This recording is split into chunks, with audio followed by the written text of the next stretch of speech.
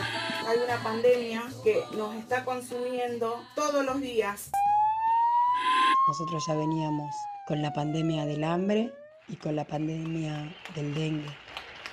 La normalidad que conocimos no existe más.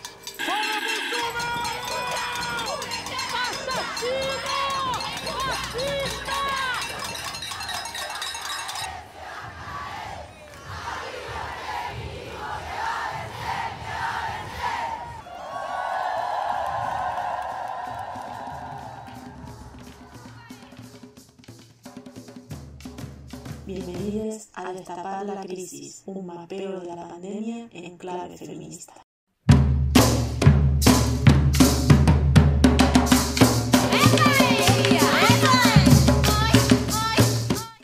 La violencia, la discriminación, el racismo naturalizado en los medios de comunicación, los lugares de trabajo, transporte, son moneda corriente.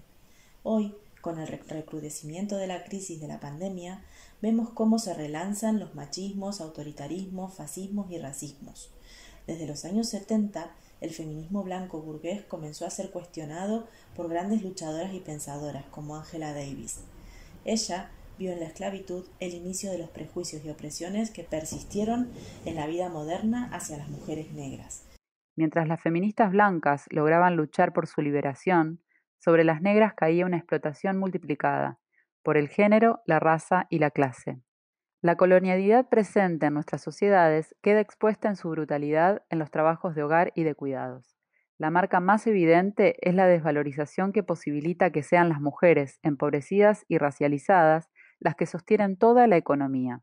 Acá radica el nudo del entronque patriarcal, colonial, capitalista, que hace que en nuestras sociedades naturalicemos el racismo que marca jerarquías de menosprecio y discriminación hacia quienes realizan estos trabajos, mujeres, migrantes, racializadas y empobrecidas. Mercedes es trabajadora del hogar en barrios privados de la zona de Nordelta y Tigre. Ella nos cuenta sobre la lucha que iniciaron en 2018, cuando, cansadas de la discriminación que venían sufriendo por parte de sus patrones y de la empresa de transporte Merigo, que se negaba a trasladarlas a sus casas, cortaron la entrada a un complejo de barrios privados e hicieron visible una lucha que las unió desde ese momento. Así nació el colectivo de trabajadoras contra la discriminación y la precarización, las trabajadoras de Nordelta. Hacían 2 meses que venían poniéndonos condiciones para subir a los micros, que siempre se subió con propietarios, pero bueno, empezaron a poner condiciones de que no podíamos viajar más con propietarios. Ese día que se hizo, ¿no?, la protesta, así que fue espontánea, fue porque pasaron 4 micros semivacíos y estábamos, hacía 2 horas que estábamos ahí esperando y bueno, yo entré a preguntarle a las demás chicas que estaban esperando, a las primeras que estaban en la fila, empecé a preguntarle desde qué hora estaban y me dijeron que hacían 2 horas que estaban y bueno, y como ya esto venía hace 2 meses, yo dije que esto no podía ser y cuando vi que pasaron 3 micros, al cuarto micro que pasó y no nos quiso parar, ahí empecé a gritar, con mucha bronca porque ya no me importaba más nada, no me importaba si me iban a despedir del trabajo, no me importaba nada porque ya era como que no se podía soportar más la humillación y discriminación que nos estaban haciendo en nuestro propio rostro cuando nosotros vamos y hacemos el trabajo que ellos le dicen esencial, ¿no?, ahora en la pandemia. Entonces eso hizo que espontáneamente empiece a gritar y a decirle a mis compañeras que no podía hacer y bueno, y mis compañeras como que también estaban todas cansadas de lo que veníamos arrastrando de épocas y bueno, surgió el corte y se pudo filmar y pude subirla a las redes sociales y los medios lo tomaron y bueno, y lo mejor de todo que dejamos de ser invisibles, ¿no? Porque desde ahí empezó a haber toda una organización más de abajo, que eso hasta el día de hoy se mantiene y es el lado positivo, ¿no? Que dejamos de ser un poco invisibles y salió a la luz lo que sufrimos las mujeres que trabajamos en este rubro como trabajadoras de casas particulares, ¿no? Organizadas contra el racismo, la discriminación y la violencia ejercida por los mismos patrones que se sirven de sus trabajos invisibilizados, alzaron la voz contra la precarización y consiguieron frenar los abusos. Ni domésticas ni domesticadas. No somos la chica que ayuda en casa, estamos trabajando. Resuenan los carteles del paro feminista. Embarquen por la puerta número D46.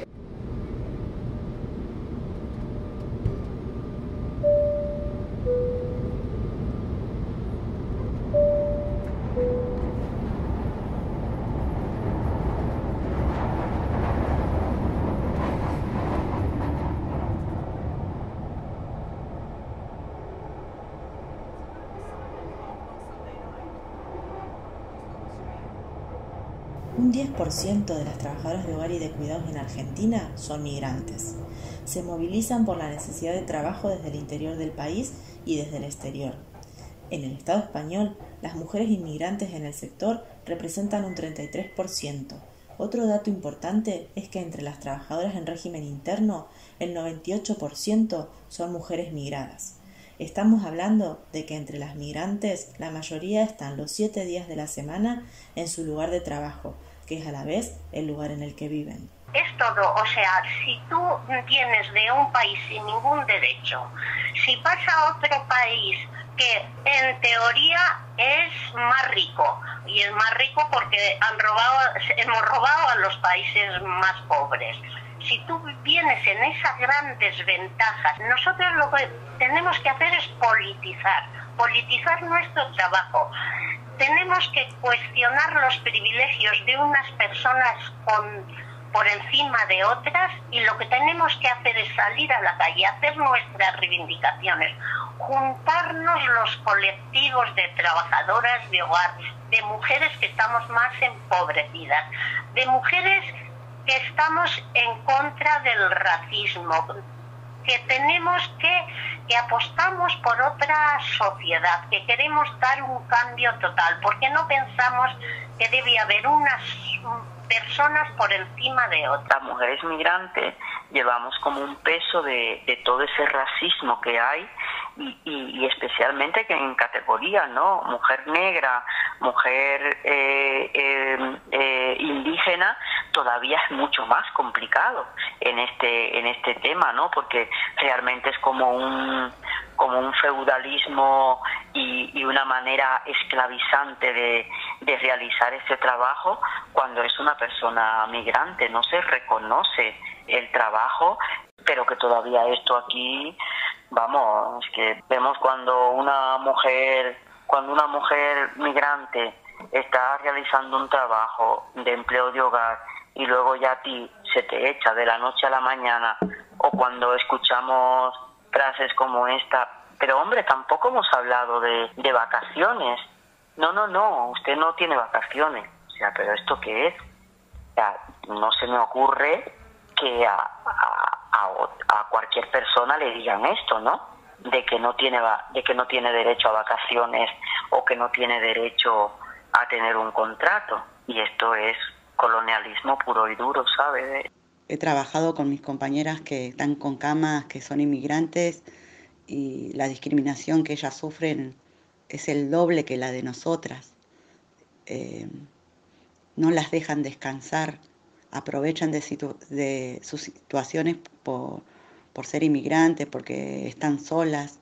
Ellas por eso acá viven en comunidad a veces, tienen sus hijos allá en los otros países, porque sufren lo mismo que sufrimos nosotras acá, ¿no? Con la única condición de que nosotras somos de acá y por ahí nosotras nos podemos rebelar, entre comillas, y dejar un trabajo y buscar otro, pensando que siempre va a ser el otro mejor. Y sin embargo, es lo mismo.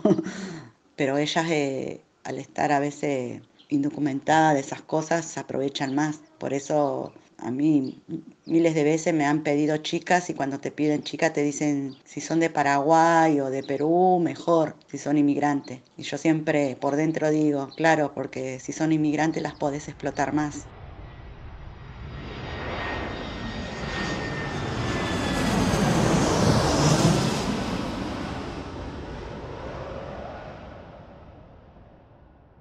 Otra cuestión que por ahí no lo he comentado, pero que me parece súper importante con respecto a las mujeres migrantes, la mayoría, te digo que una buena parte pasa por por acoso sexual. Todas pasamos por estas situaciones de acoso, violencia, violaciones, inclusive con embarazo, y que están completamente tratados.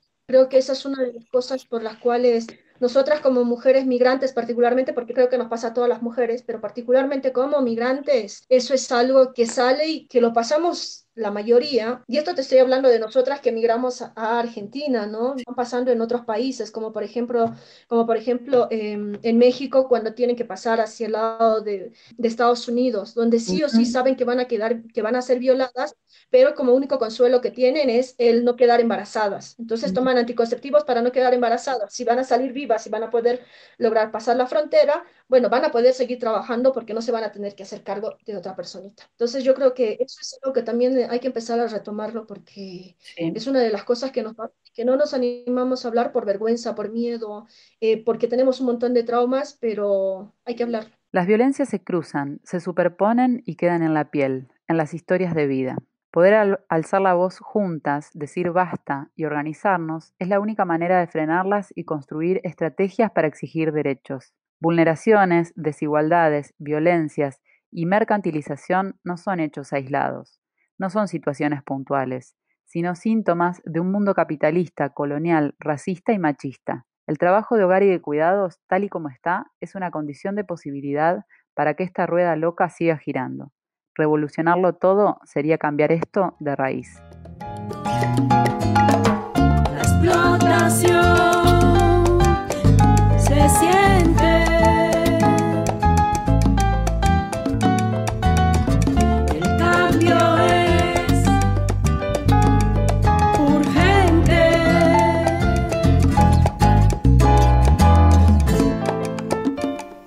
Mafe Moscoso es una antropóloga ecuatoriana que en un artículo publicado recientemente llamado Guayaquil Colonial Virus nos invita a pensar sobre las conexiones de explotación, dominación y feminización de la migración, que hoy quedan expuestas a través del impacto del virus en el continente americano y en particular en las trabajadoras de hogar y de cuidados.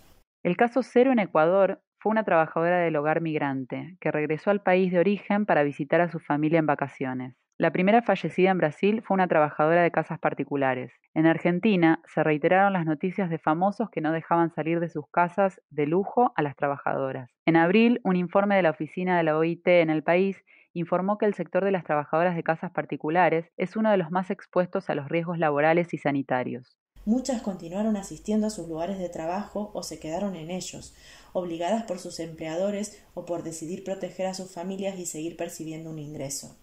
A pesar de que no son actividades exceptuadas y que según la reglamentación de aislamiento social preventivo y obligatorio en el país, se establece que deben seguir cobrando sus salarios y no asistir a trabajar. El gran nivel de informalidad en el sector impide que esto se cumpla. Respecto al impacto del COVID en el marco del empleo de hogar, Liz denuncia que lo que ha sucedido es más bien una profundización de situaciones de aislamiento, enfermedades, despidos, abusos de poder que ya existían y que otra vez siguen exponiendo y posponiendo a las trabajadoras de hogar. El impacto de la crisis del coronavirus en el colectivo de las trabajadoras de hogar y de cuidados ha sido y está siendo muy importante. El COVID-19 no ha descubierto nada que no vengamos denunciando desde hace ya años, pero se ha hecho más evidente la crisis de los cuidados en la que estamos inmersas y ha profundizado aún más muchas desigualdades. Eso ya lo empezamos a ver con el confinamiento y el lema de quédate en casa, y lo que eso ha significado o en qué se ha traducido para muchas compañeras: hacinamiento, aislamiento, explotación.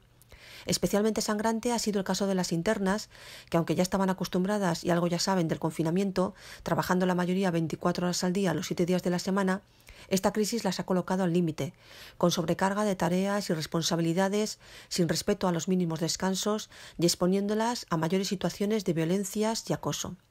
Además, muchas cuidadoras han tenido que continuar trabajando sin que se les facilitara ninguna medida de protección. Hemos visto y seguimos viendo, y nos tememos que seguiremos haciéndolo, despidos con muchas dificultades para encontrar un nuevo empleo y una rebaja muy importante de las condiciones laborales. Tampoco podemos olvidar además a todas las compañeras en situación irregular, que han sido las grandes olvidadas y excluidas de cualquiera de las medidas implementadas por los gobiernos, y aquellas que han visto frustrados sus procesos de regularización con todo lo que esto supone.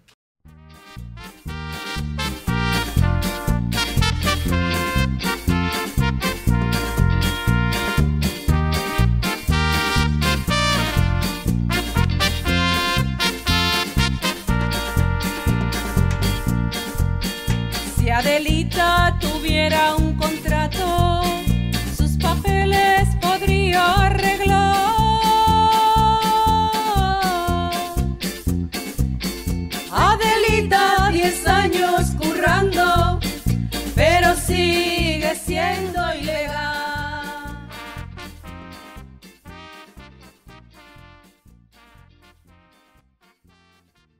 Escuchemos lo que nos cuentan las trabajadoras sobre la situación laboral y migratoria en tiempos de COVID.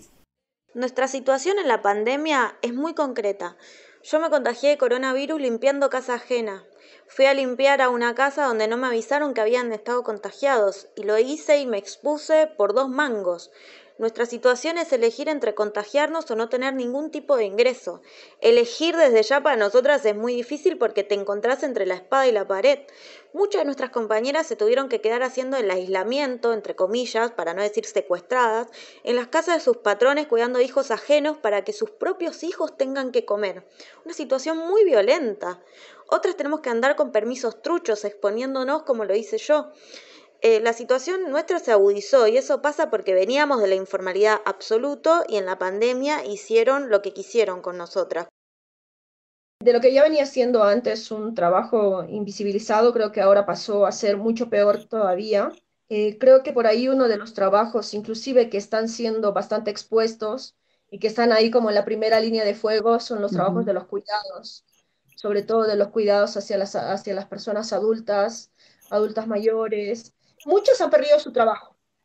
Y las que no han perdido su trabajo y que siguen trabajando y que están en estos hogares, están trabajando mucho más horas todavía y están trabajando por el mismo sueldo. Es algo que también lo venían reclamando las mismas compañeras trabajadoras del hogar en otros países, ¿no? Creo que es algo bastante complicado. Sí, obviamente nosotras vamos a terminar aceptando esos trabajos porque no tenemos de otra, porque es una de las formas que nos da la posibilidad de poderles llevar el pan de cada día a nuestros hogares, a nuestros hijos, y no nos queda de otra más que aceptar. Pero también es eso, el aceptar, el ir y el cuidar a personas que están atravesando inclusive y que están pasando por esta situación del coronavirus, que están siendo infectadas y que están transmitiendo esta infección a sus propias cuidadoras, ¿no? Y que no se está cumpliendo ningún tipo de protocolo de seguridad, por lo menos para con estas personas que están completamente invisibilizadas, que de hecho hay muchas de ellas que fallecieron, que sé que se fueron siguiendo ciertos procesos como para que se hagan cargo, digamos, los responsables,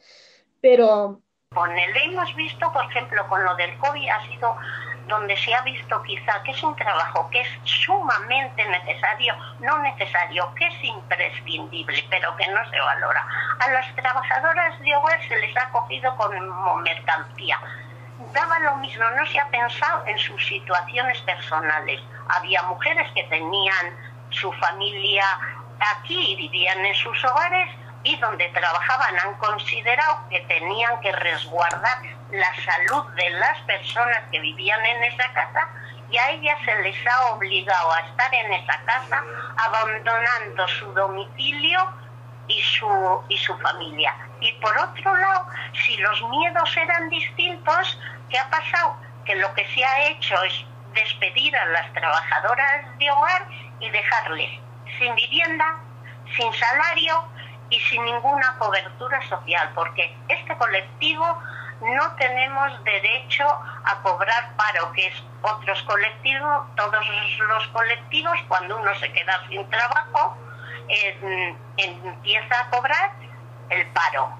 Y es una forma de poder ir subsistiendo. Nosotros decimos que toda esta situación, o sea, la teníamos ahí, pero sí que es verdad que está siendo muy duro y muy cruel todas las situaciones que están saliendo, todo el tema de compañeras enfermas que nos han llegado, nos han dicho, todo el tema de las compañeras que se han quedado con poco trabajo, y ya sabemos que con los salarios que se gana en el empleo de hogar y en los cuidados no te da realmente para vivir, y que con la baja de horas pues mucho más, ¿no? Ha sido terrible el tema de la vivienda, todo el tema de la salud. O sea, ha sido muy complicado y se ha puesto en relieve todas estas situaciones, ¿no? Especialmente lo del tema de la vivienda, como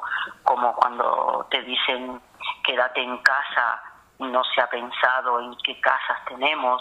Las trabajadoras internas que hace muchísimos años que estaban con esa situación de no encontrar ni siquiera una habitación donde vivir, y si la encontraban eran con precios demasiado salto, porque realmente toda la burbuja inmobiliaria que se está moviendo aquí en España con el tema de la vivienda es terrible, porque no hay casa, no hay vivienda para la gente, todo el tema de los desahucios cada vez más echando a la gente a la calle, y hay luchas ahí férreas de colectivos para que no se les eche de las casas.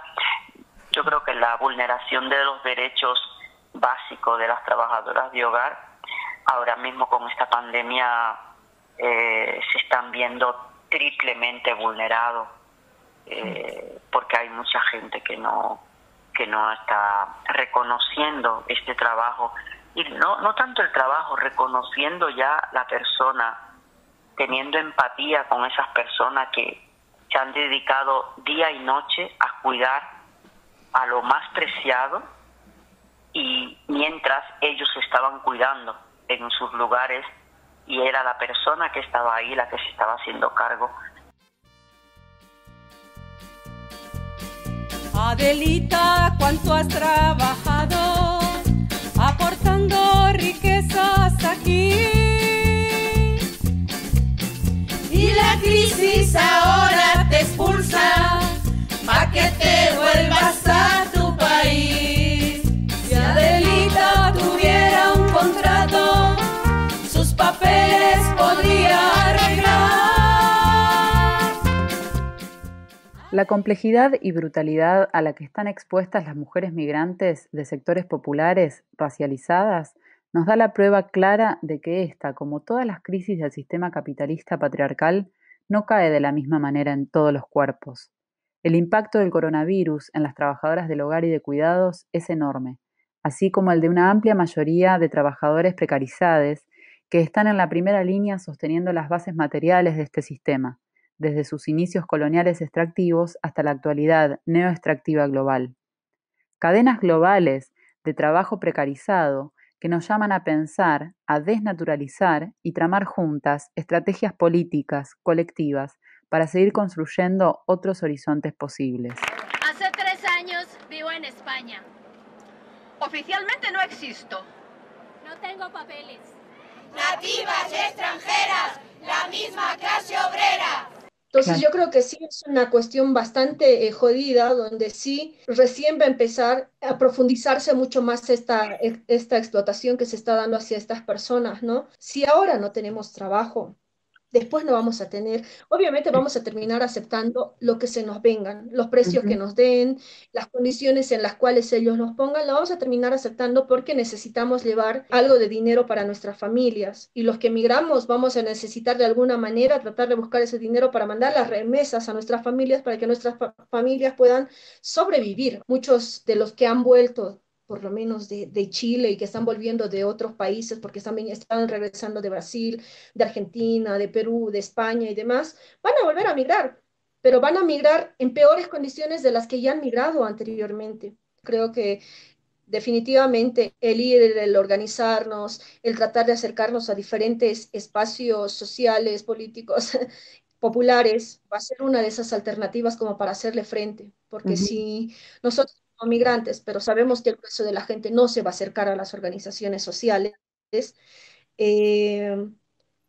desde las organizaciones sociales empezar a generar información, contención, apoyo en cuanto a derechos, ¿no? Porque yo creo que ahora se nos viene una situación bien compleja. Necesitamos información y organización para enfrentar los avances del capital extractivo que en estos tiempos de crisis busca sacar y despojar al máximo a nuestros cuerpos territorios. Precisamos informarnos, comunicar y conectarnos a través de la invisibilización de estos trabajos que sostienen la vida y la economía local, regional y global. ¿Qué nos deja la pandemia?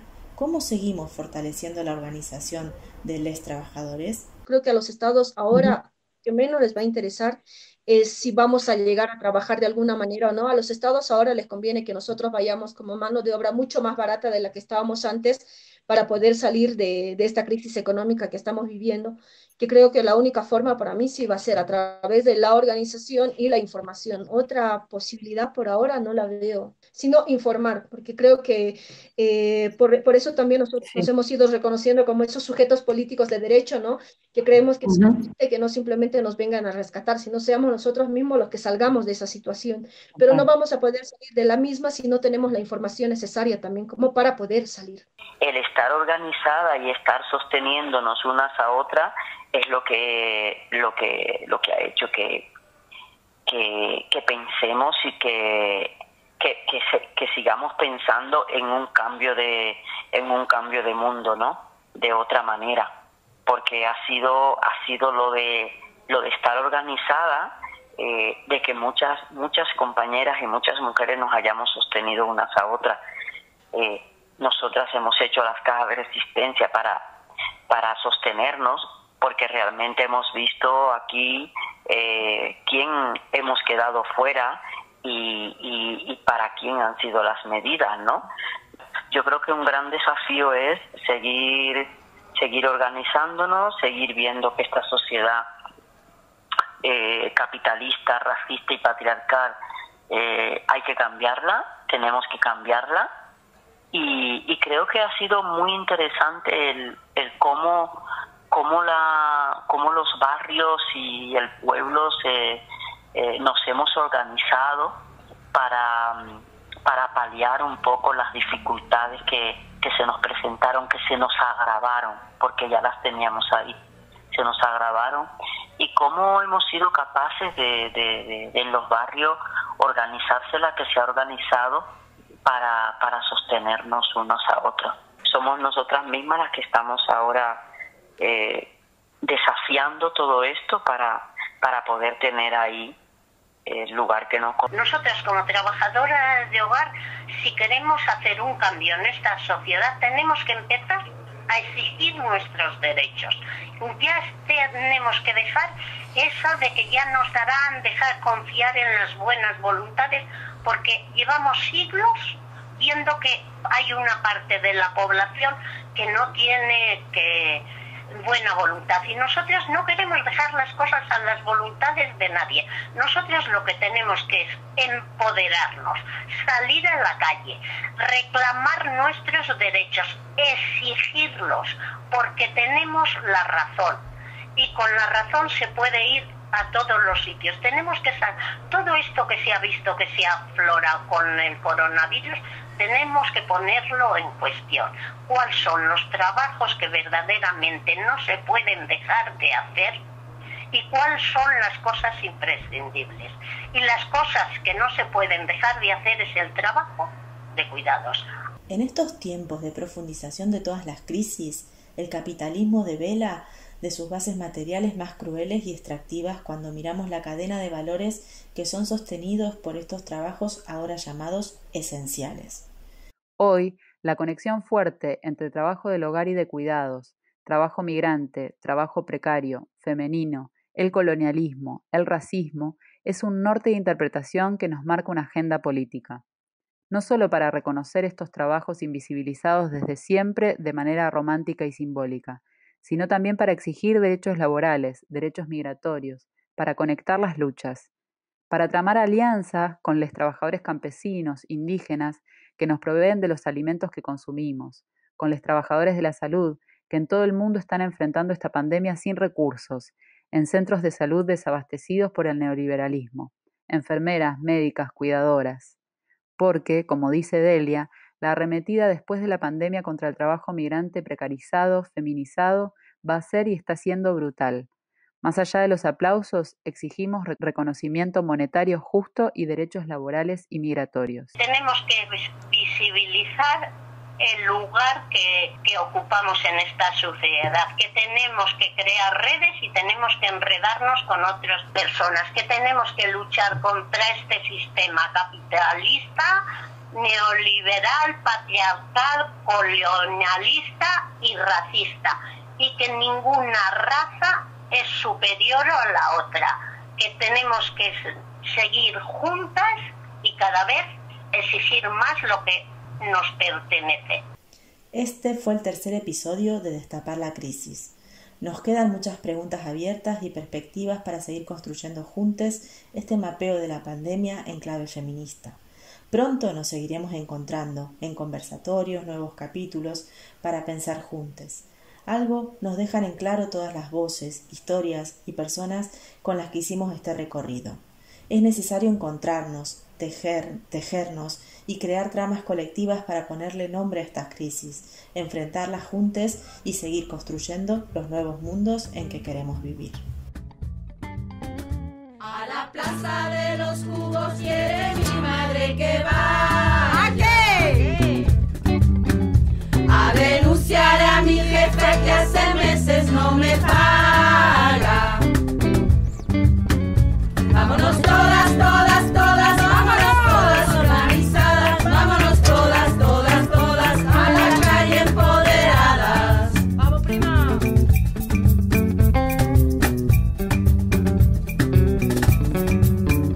Las mujeres con la crisis estamos más explotadas. Si recortan a mi jefa, a mí le dan la patada. Vámonos todas, todas, todas, vámonos todas organizadas, vámonos todas, todas, todas a la calle empoderadas.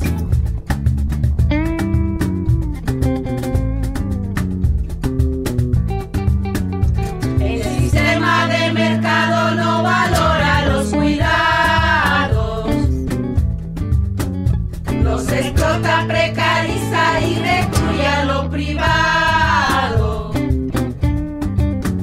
Vámonos todas, todas, todas, vámonos todas organizadas, vámonos todas, todas, todas a la calle empoderada. Vámonos todas, todas, todas, vámonos todas organizadas, vámonos todas, todas, todas a la calle empoderada. Venga, que no se quede